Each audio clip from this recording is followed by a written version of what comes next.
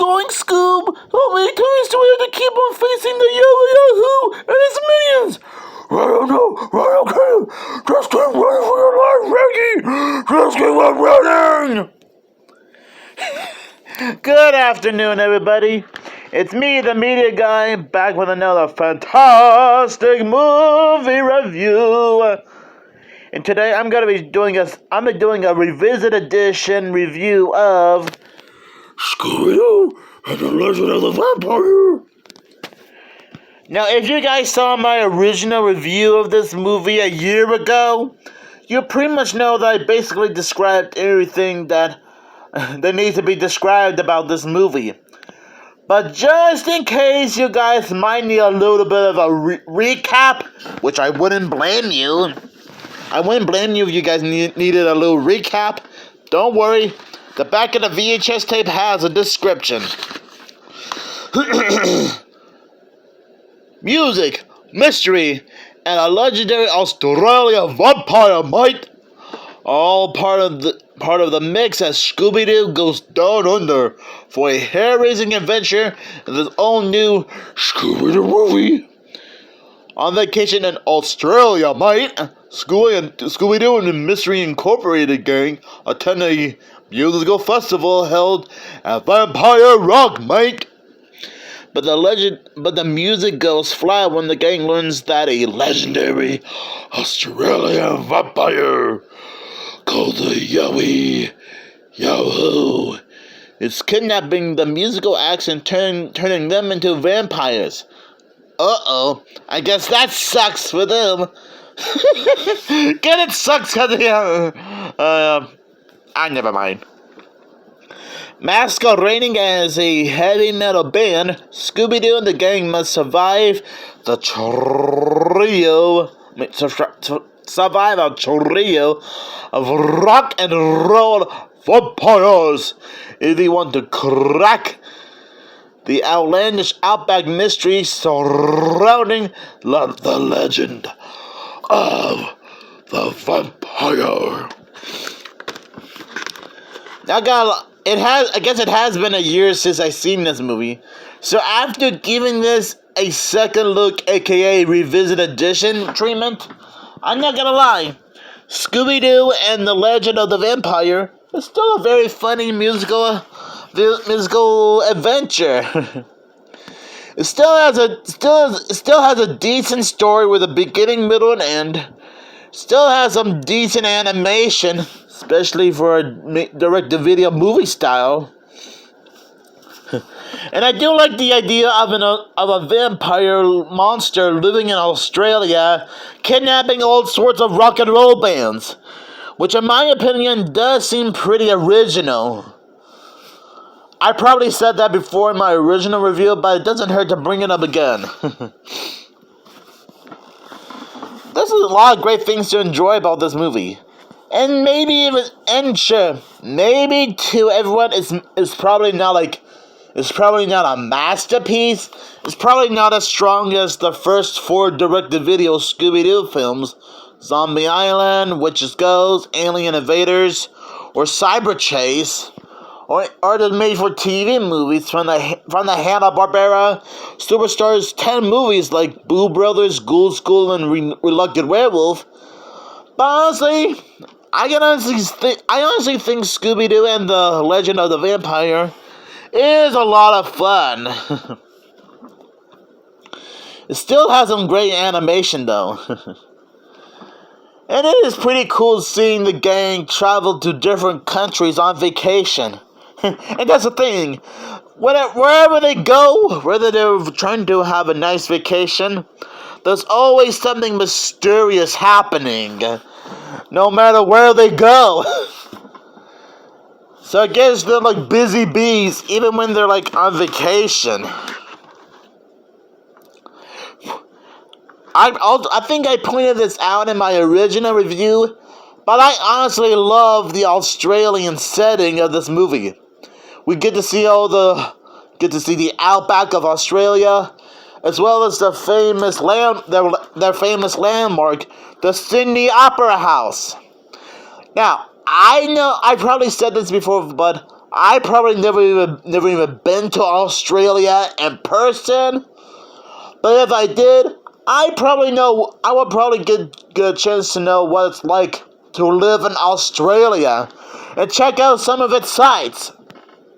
You know? Because Australia is, well, the land down under, mate. Heck, some of our YouTubers live in Australia. Phantom Strider and Minty Comedic Arts, for example. So I have a feeling this movie is right at home with them. I honestly love the musical numbers in this movie. It's kind of giving us that glam rock vibe to it. So I'm guessing glam rock was like a thing back in the 80s and 90s, mainly for people who live in Australia and the United Kingdom. I honestly love the monster's design. I mean, look at how menacing the Yowie Yahoo looks. He really looks like something out of a jacked up horror movie, if you know what I mean. And look, he reminds me of that Batman villain, Man-Bat. But even scarier and huge! He's almost as big as my house, or something.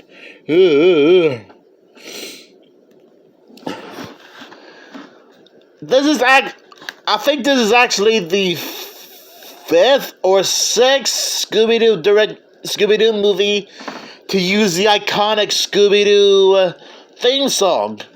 The first being the first 4 direct-to-video Scooby-Doo movies, and the live-action 2002 movie of the same name that uses their own variation of the Scooby-Doo Where Are You theme song. Although I can't remember if the 2002 came out, I can't remember if the 2002 live-action movie came out first or this one, so you might want to let me know down in the comments below which one came first. Another thing I like about this movie is that we get a chance to see the return of the Hex Girls, who previously appeared in Scooby-Doo and the Witch's Ghost. Even their original voiceover actresses came back to reprise their roles. It is pretty cool seeing Scooby and the gang be reunited with some old friends of theirs. I mean, this probably wouldn't be the first time this happened, considering how Vincent Van Gogh and Flim Flam made a return in Scooby-Doo and the Curse of the 13th Ghost, which is a movie I haven't even gotten around to watch yet, because it's been years since I've seen that movie, so maybe I might rewatch it for the first time and review it, who knows. Yes, even the Hex Girls got a chance to perform some of their iconic songs that they sung in Witch's Ghost. And I probably mentioned this before, and I'll say it again.